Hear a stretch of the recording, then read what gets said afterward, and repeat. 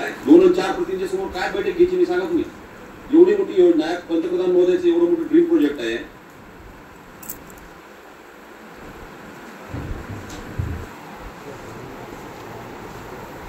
माझं गावचं कोणी आलं नाही. यशवंत तुम्ही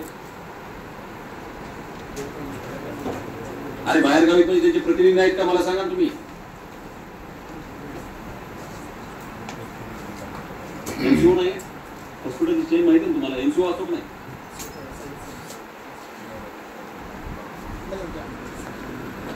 काल येऊन भेटून गेले मला त्यांचे एनसीओ वगैरे त्यांच्या पर्सनल आज येते येत नाही त्यांना.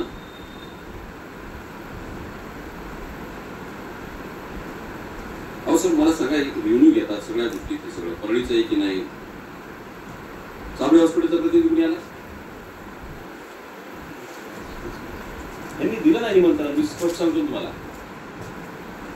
तुम्ही बीडचा म्हणून तुम्ही लाईट घेता का मला. मग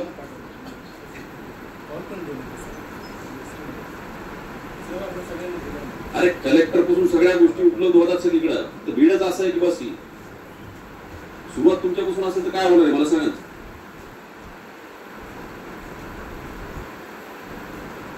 या मिनिट्स ऑफ मीटिंग मध्ये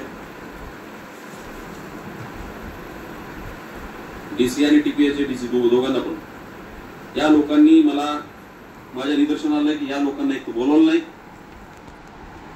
किंवा हे शासनाला जुमानत नाही. बस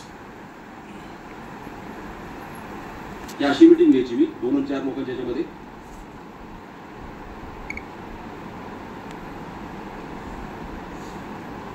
लगेच लक्षात आलं माझ्या की कसं काय म्हणजे गेल्यावरचा फ्लो बघा किती लोक होते सर.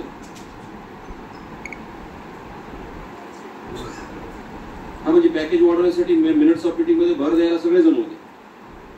मला सांगा आता बीड मध्ये ही हॉस्पिटल आहे. कृष्णा हॉस्पिटल नाहीये, न्यू लाईफ नाहीये, सानापूरला नाहीये, लाईफलाईन नाहीये, विटाई नाहीये.